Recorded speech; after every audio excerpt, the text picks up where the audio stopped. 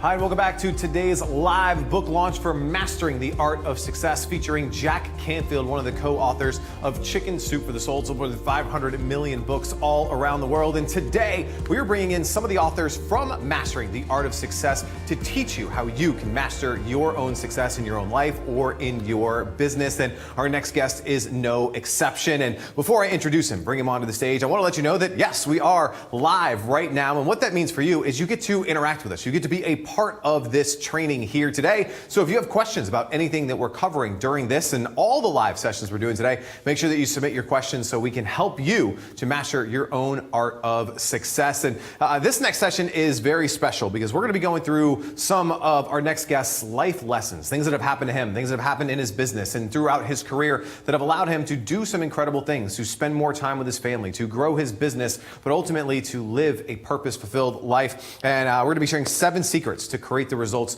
that you've always dreamed, which I think is really, really important. His name is Michael Kessler, and he believes in challenging the status quo. I think that is so important. He believes in thinking differently from traditional accounting, which is something you don't hear very, very often. And prior to founding his profitability consulting and CPA business back in 2011, Mike spent more than 25 years as a small business CEO in private industry. He is a Rockwell Collins President's Award.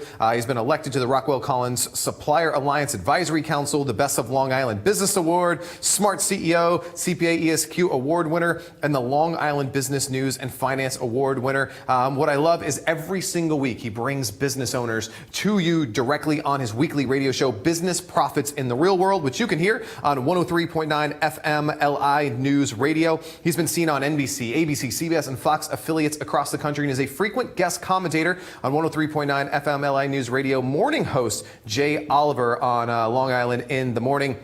But what is so important is that he educates his audience with his weekly Real World Strategy blog and speaking for various people to help them through various aspects of growing their business. And important for today, he's one of the co-authors of Mastering the Art of Success. Welcome, my good friend, Michael Kessler. How you doing, my friend? Thank you, Greg. It's great to be here. Yeah, Thank you for having me. It's a long list of fun things that you get to do on a regular basis. I'm having fun at it. Yeah, and you should be having fun.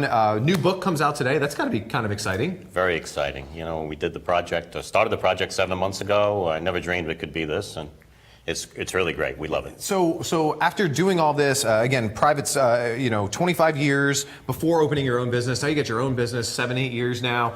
Why was now the right time for you to write this stuff, to write this book? Well, I think we want to share in challenging the status quo. We want to share, the lessons that we learned over and some of the hard lessons, helping business owners, so they can have a clearer path to success in their businesses. So we're happy to do it. The great thing is you've seen this from so many different angles and directions. You're a business owner yourself, so you get to see them firsthand, but you've worked with so many businesses in both, I'll call them, before, being an entrepreneur and now being an entrepreneur. What are, what have you seen, throughout all those years that makes you qualified to kind of help business owners today? Well, I think having to deliver results, actually having to put something on the truck and ship it, create products and end-to-end control of the business, which is really to deliver results for the shareholders and for ourselves and our families. So we're really happy and excited. Yeah, and you should be excited. And in this book, you wrote about kind of these 7 secrets. We're going to be going through all 7 of them here today. What was kind of the intent behind these 7 secrets? Where did they come from? Was it just a list that you always had? Did you have to force them out? Tell me a little bit about that. No, it came pretty easily. We actually wrote the book during the holidays. We sat down for about a week straight, and we were able to get it into editing and do pretty much from experience. So when people read the book, they'll see that it's really our experiences and bringing them to life for them. Now you're a family guy. Your wife, Karen, you got 3 sons. What do they think about Dad writing a book? Well, they love it. I got a couple of emails last night from the boys, and they're really happy for us. So we're thrilled, and they're all over the world at this point. So we don't see them much, but still proud of their dad. We love all these years. They are, and I had a funny story, Greg, if you don't mind. My second guy, I used to bring my kids to the office, and had them sitting there, and I was taking phone calls, 2 phone calls in the year, and my second son, Tom, sitting there listening for about an hour and said, after it was all said and done and I had hung up the phone, and boy, you really are the boss, huh, Dad? That was kind of funny, and I take it for granted, but it's really good. We love it. That's really cool. Let me ask you a little bit about what you do, right? So you're CPA, right? But right. What does that really mean, and what do you really provide to your clients? How do you actually help your clients on a day-to-day basis? Well, in business owners, we really have three businesses. Our individual practice, where we help individuals and show them how we were successful and they can also be successful. But by the same token, we're helping business owners with three basic things. Okay. And so we use our street smarts, fiscal management, and practicality. So, it's very nice to go in and tell a client what they should be doing, but you really need to do a lot of listening. You got to realize the resources they have, what's the fastest path to success. And street smarts means two things. It's what we all think it means, but we know what Wall Street is looking for. So even if you're a privately owned business, you'd want to be able to have those things that increase the value of your business. Right. And so those are universal, regardless if you're family-owned, employee-owned, or publicly traded.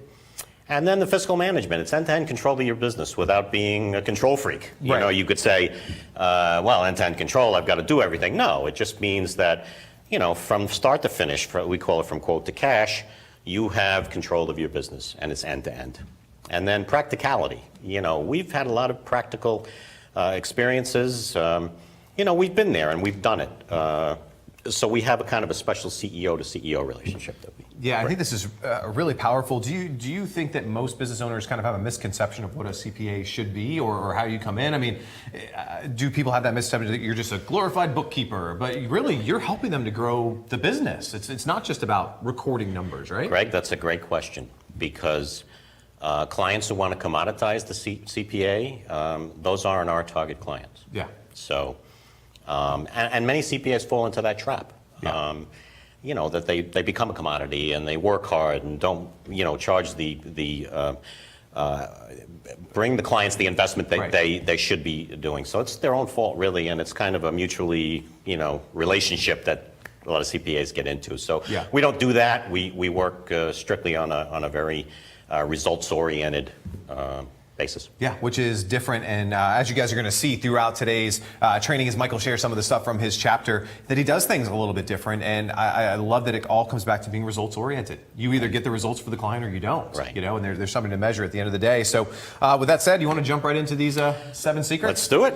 I love it. So really, what are these 7 secrets? Are these just like Michael's life lessons, like all kind of together? I mean, I think you can say, and I think one leads into the other. We tried to codify them and to make it fun when people read the book. Have some fun.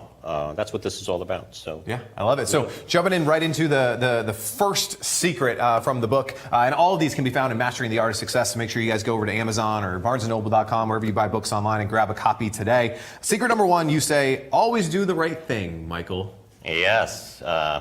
So my grandmother, she was a real gem. Said that to me from the moment I can remember. And, sure.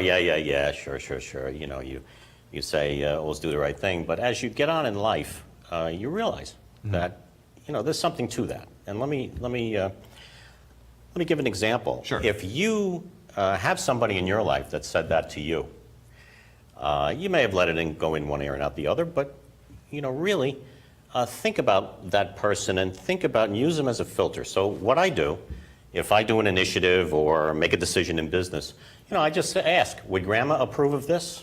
And when I do that, I make decisions very quickly. Yeah. And I usually make the right decisions, and that's what I love about it.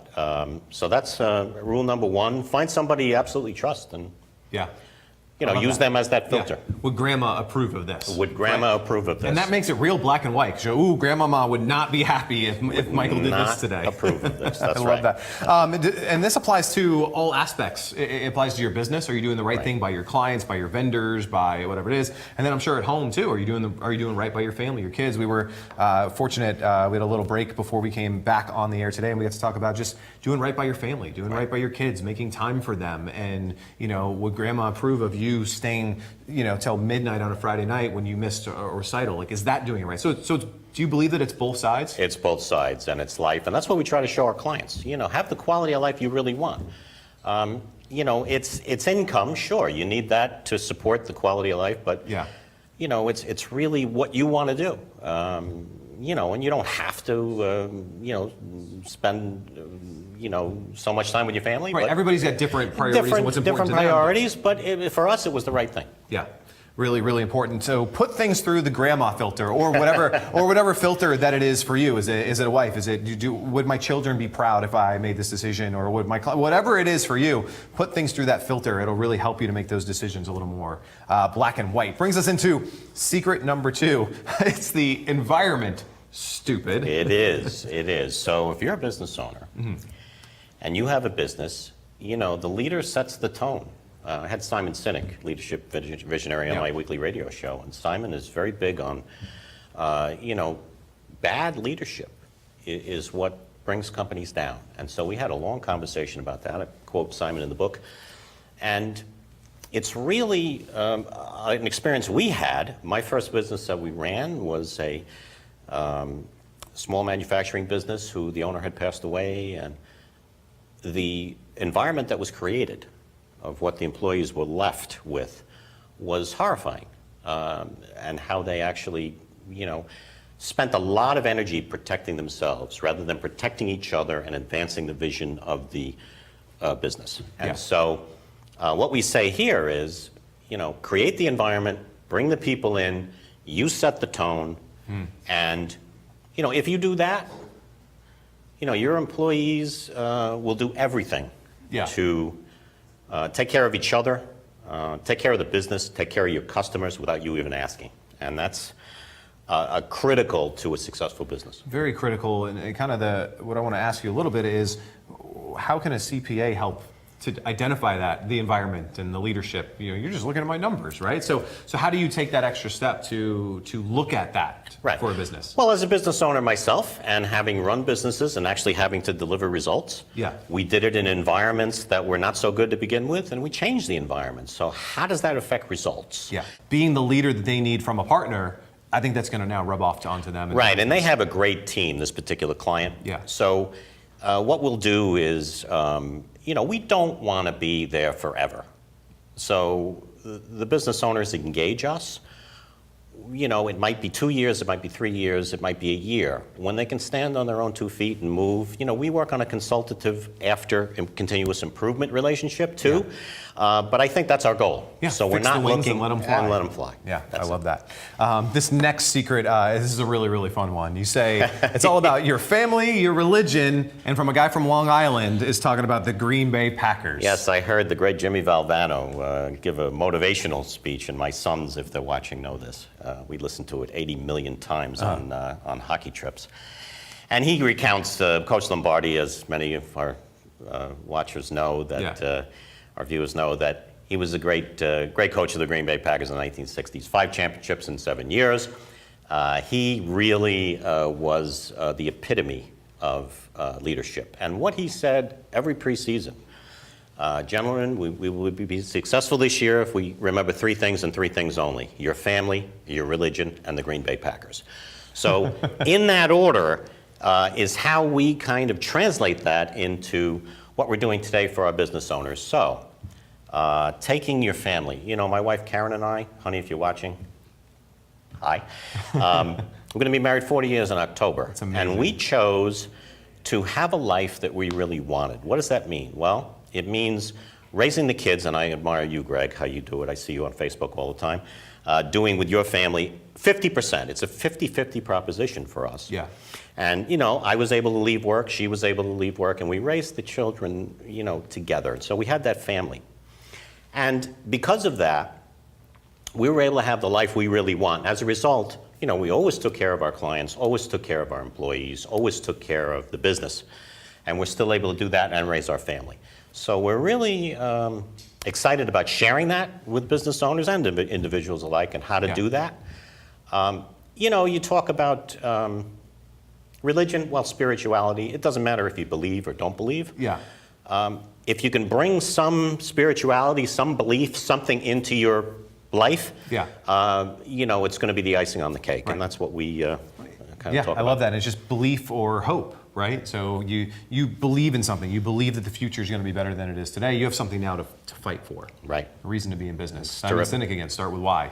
Why are you doing this? Yeah, I love that. Yeah. Boy, I was blown away when I first heard that start with why talk, Simon, if you're watching. Yeah. So really cool. So again, your family, your religion, and the Green Bay Packers, something that you really have embedded into your business, into your life as well. Brings us to secret number 4. It's good old like Wayne Gretzky, right? Yeah. You miss 100% of the shots you never take, and all 3 of my sons were ice hockey players, but really I kind of took that to heart because, we as entrepreneurs, we take the risks. We, to found, operate, and manage a business, it's a lot. It's a high risk. Everybody knows the 90% rule, right? 90% of businesses fail. Right.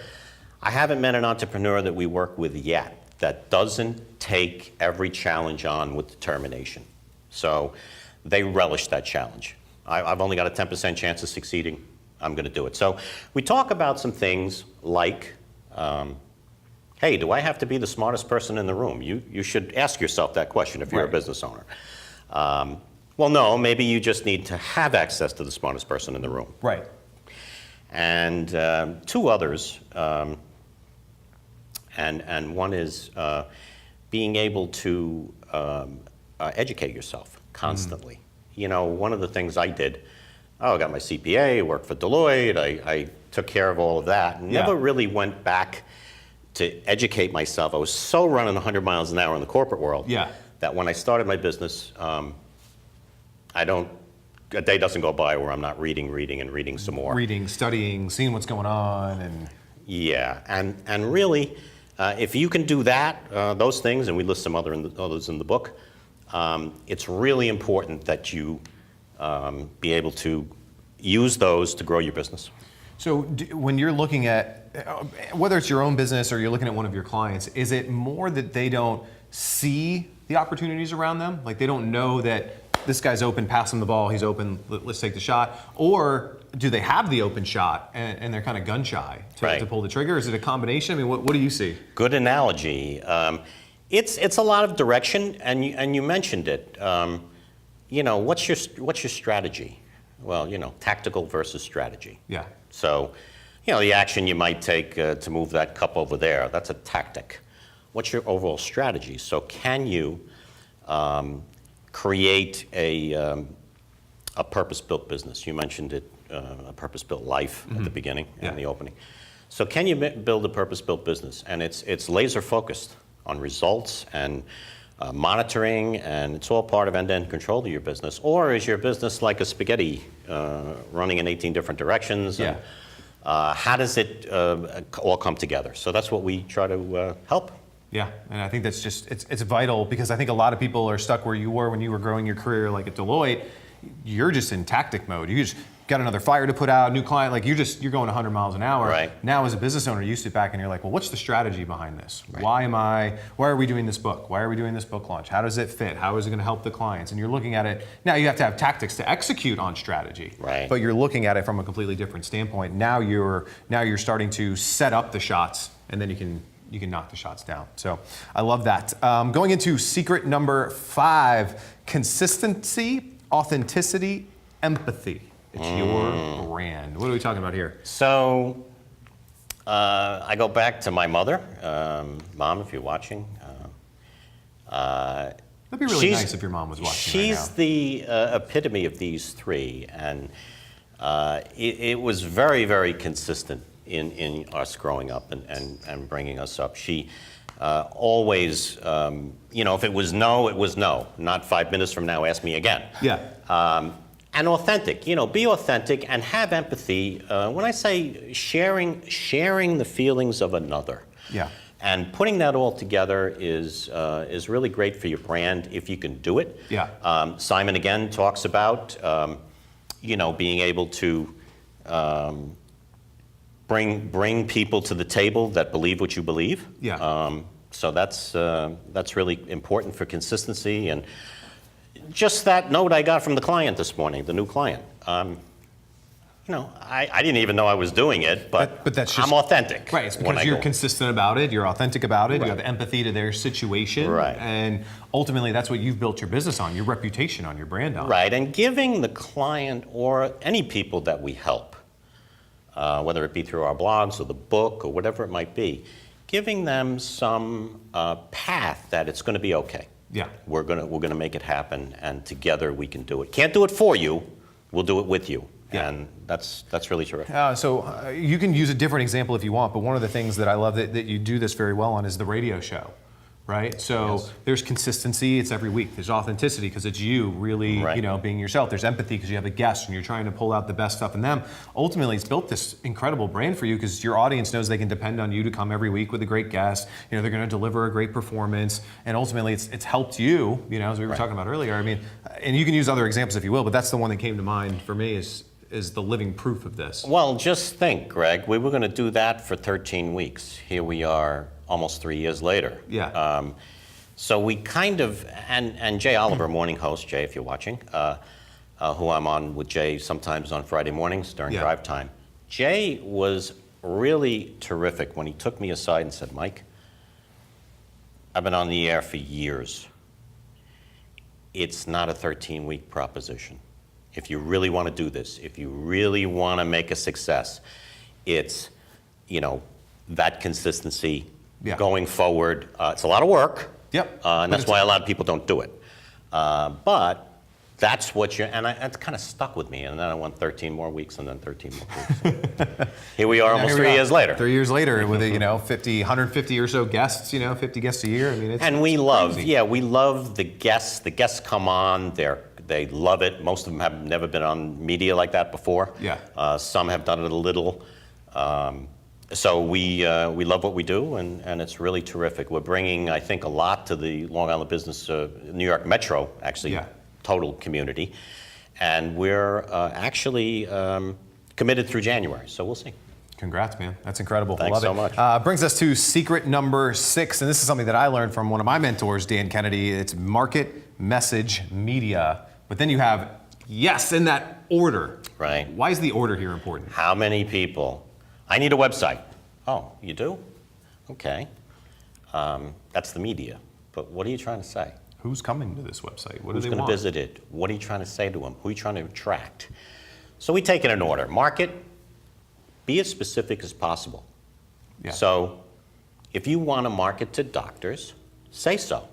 And make that ideal client. Doctors that are in the pediatric profession, or, in our case, we like privately held businesses in the manufacturing, grocery, retail, wholesale, and service businesses. Those are 3 niches that we work in. Doesn't have to be your niche, but what markets are you actually targeting to do that? Right. So we're able to say, okay, we settle on that. And be as specific as possible. How old are they? Where do they live? One of the biggest problems that business owners say is, technically you could do your work for any business. Right. Right? But when you do that, no one thinks of you when they need help. Right. Right. And when you go back to secret number 5, and you've got empathy, you've had experiences in your life. Think about those experiences and determine who you can help the most through those experiences, good and bad. It may be good experiences, bad experience, but if you can help people in that way, it cuts you a path that's very quick to getting clients, helping clients, and building a business. Yeah, so we're laser focusing on this market. Who are the people that we want to help? Now the message is how you help them, right? Right. What do you want to say to them? So now you've got that market. What do you want to say to them? What problems might they have? How can you really bring that to the fore? So what you're really trying to do when you're putting the message out there is striking an emotional chord. Right. Let's put it that way. Yeah. Really, people, their goals, their frustrations, they're all very personal to when you strike that chord with the message, it comes across like, hey, I got to learn more. Right. And that's what you're really looking for in that messaging. And you can only do that if you intimately know the market and you have empathy for the market and you've consistently looked at, otherwise you're just like, I want to help, I think you said service-based businesses. Right. Well, cool, well, what do you know about them? You can't strike that emotional chord unless you have that specific niche. So that's why the market's important first. Then we craft the message. Now we can say, what's the best way to reach them? And that's where media comes in. Is the website right? Is it direct mail? Is it Facebook? Whatever it is. But you don't know that unless you've done the first 2 steps, right? Yeah, and use technology. You know, that media could be an old-fashioned print ad. It could be. It depends on where your market is looking. Definitely. And so that's going to determine. I love what Lindsay does here at the agency. She does a terrific job with being able to get that media in the right messaging and market in reverse, but doing it the way she does it is terrific. Yeah, I love it. When I talk about marketing, I like to say everything works, just might not work for you or for your marketplace. But if you know the market, you know the message, you can find the media to go and get them. Don't skip around, go in that order. I think that's just so important. Brings us to the 7th and final secret that you wrote about in the book. And it's about giving back. Why is this important to you? And no strings attached. So when I say that, we're talking about actually, put 2 colleagues together. Refer a client or give to charity or offer education like we do in our content to help people. And these are all the things that really we try to do when the cameras are off, because you need to, you really need to detach yourself from the outcome. Well, if I put these 2 people together, what are they going to do for me? That's not the way it's done. So if you're really giving back with no strings attached, it's going to come back to you tenfold in the end. And I've seen it time and time again.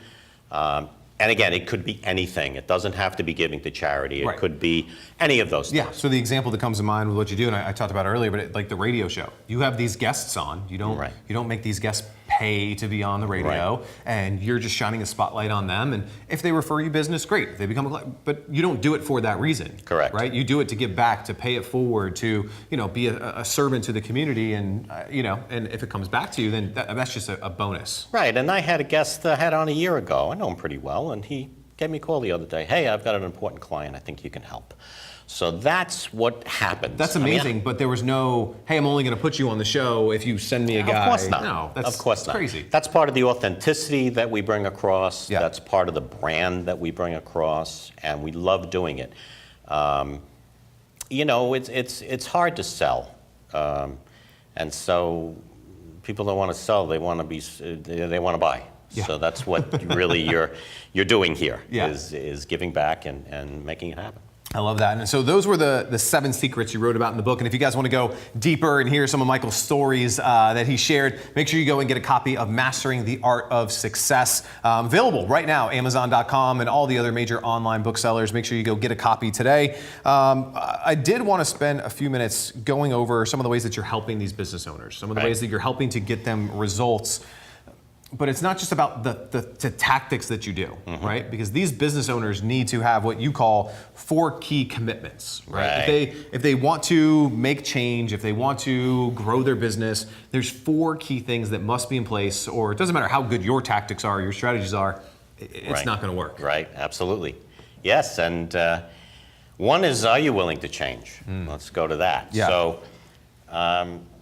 if you know everything, if you're good the way you are, if you like what your life, fine, good, I'm happy for you. Right. But if you really want to explore maybe another way to do things, like this client this morning, we know we have issues and we're going to address them with your guidance. So, and you can make it fun, but if you're not willing to change, it's either your environment, the way you run your business, the way you deal with your customers, the way you market, then what's the point?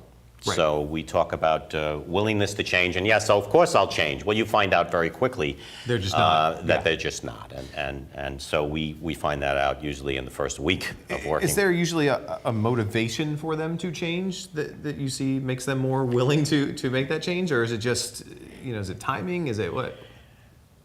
My life is not what it could be. I can't put my finger on it, but I want to be able to have the life I really want, have my business be fun to go to in the morning rather than dreading it. And so once they realize that, if they have a conversation with us for an hour, maybe they can, we can hear their story and determine whether we can help them. Yeah. So we do a lot of listening, and we talk about, back to, I think it was number 4, when we talk about, do I talk when I should listen? So Right. the business owners should ask themselves, maybe if you speak last, you will be listening before you're talking. So when we actually do interviews with prospective clients, we do an awful lot of listening. Sometimes it goes minutes before we say anything. Yeah. Hearing the stories, that's what we love about what we do. So. Yeah, we were, Larry King, we were doing some stuff with him right now, and he said that I never learned anything while I was talking. Great point, Larry. That's terrific. A lot of truth to that. So, do we need a resounding yes, I'm willing to change? Because if it's yeah, I guess we could change. You can tell. You can they could tell. say yes, and then, what is that change going to involve? And Yeah. then as you get into the process. And you can tell. You quickly. I think we're 95% in selecting Yeah. our clients. So commitment number 1, you got to be willing to change. You got to say, yes, Mike, I'm willing to make a change. But that's only one of these 4 commitments. The second one, are you willing to invest your time to make that change? Right, because it's very, very easy for business owners to say, okay, we've hired wonderful people from the outside. They're going to help us with their business. And you know what? If you're not willing to put the time in, what's the point? I think, and what we always say is, we can't do this with you. We can't do this for you. We can only do it with you. Yeah. And that is a very key ground rule. And so it's going to be learning new things, like the football analogy. You change teams, you got to learn a whole new playbook. You do. A whole new terminology, so if you're interested in that, investing your time to learn, then we can help. So this is a big one. So investing your time. This means you as the business owner, you need to invest Correct. your time. I think there's a lot, and I run into this a lot, is the business owner just wants to throw money at it. Right. Right? Just, Michael, I'm just paying you, make this go away, Right. make me change by throwing. But you're saying that it's not just that. It's that, yeah, you're gonna have to throw some money at the problem, Right. but you have to be willing to go through some of the mud. Like the quarterback, he can be great, and he's gonna get that big contract, but if he doesn't learn that playbook, Right. he's gonna, Not be going to sitting be on the bench. successful. Yeah. Absolutely. Yeah, so Terrific. really important there. So investing time to make the change. I love this one. I think this is where you guys really come into play is, are you willing to be held accountable? And you're the one that can hold them accountable, right?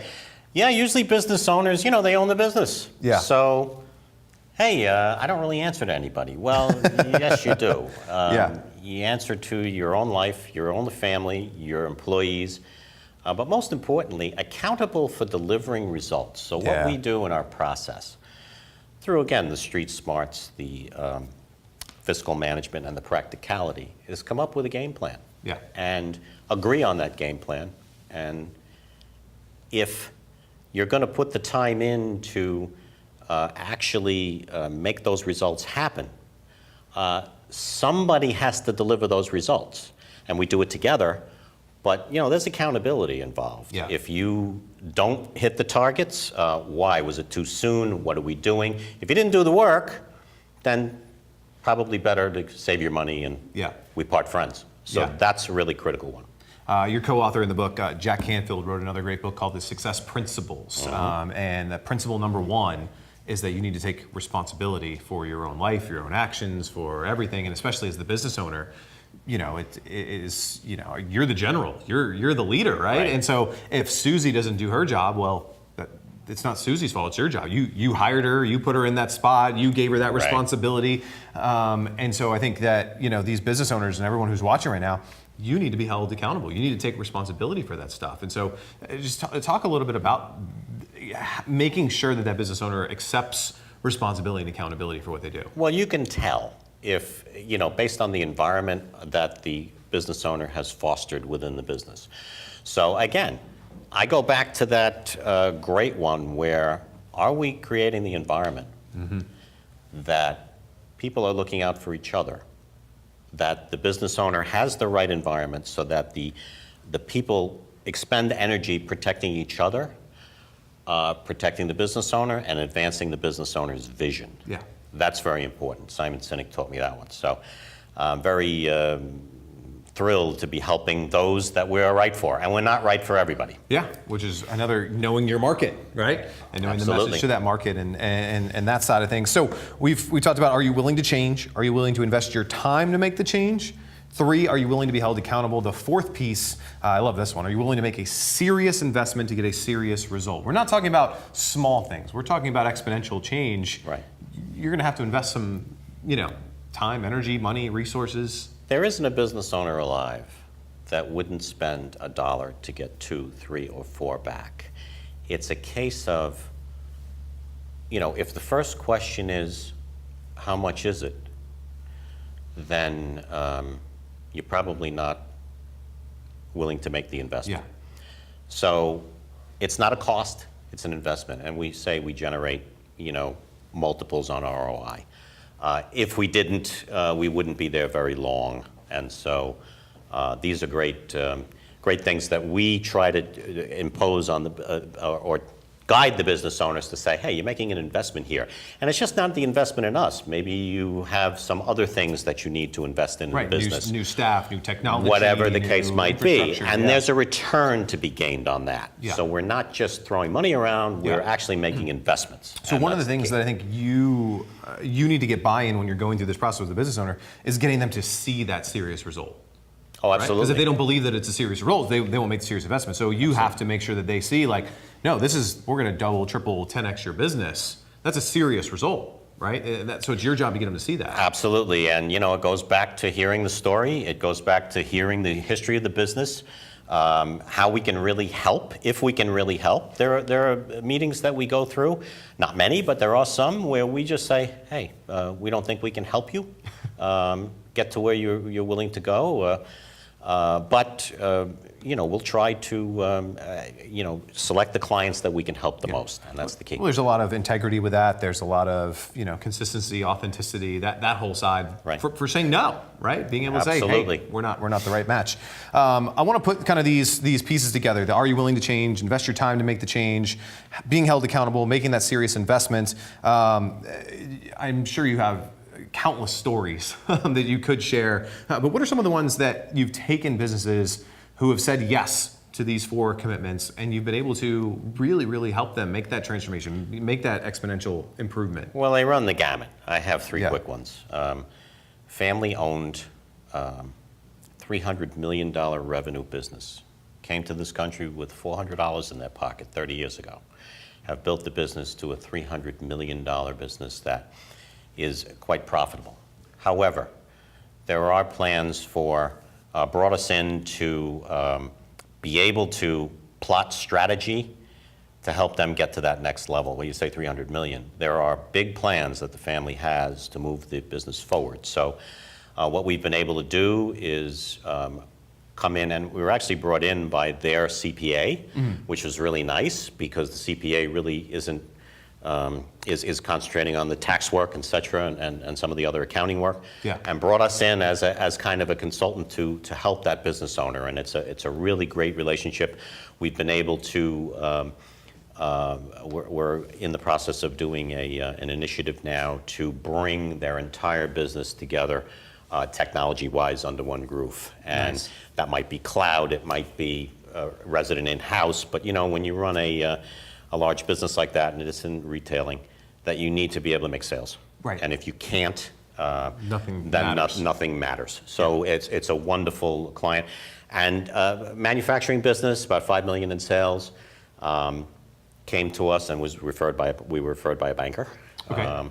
That said, hey, we really can't help you lending money. Perhaps maybe you want to get your business and do a value study on your business. When I say value study, it's not really a study. It's actually increasing the value of the business. Okay. So we've been able to do that and bring them into the 21st century in doing their business. And it's a work in process. We're still working quite, but this year's sales alone are going to be up 20%. So we're actually quite happy there. And the third one I'll just mention quickly, technology business, that great technology, but you know what? Some of the other pieces were missing. We did a 5-year forecast. There's a plans for the eventual transition of the business, or not. It doesn't mean that you're going to sell your business or do anything if you're budgeting and preparing your business for. But in order to be able to expand the business and to be able to, if somebody comes knocking, have it ready. So that's the 3 great clients that we're currently working on. There are many more. I know we're almost out of time. No, you're doing great, and just incredible stories. And if there's a business owner or someone watching right now who says, I want to be one of those success stories, I want to get into the 21st century, we're ready to make that change, we're ready to get to that next level, what are some of the ways that you can help them? How do they start that process with you? Actually, we're out there. You can contact us. And I would say go to my website, michaelkesslercpa.com. You can get things started there. Our contact information is all there. We'll be glad to speak. If you can invest an hour of your time, no cost or obligation.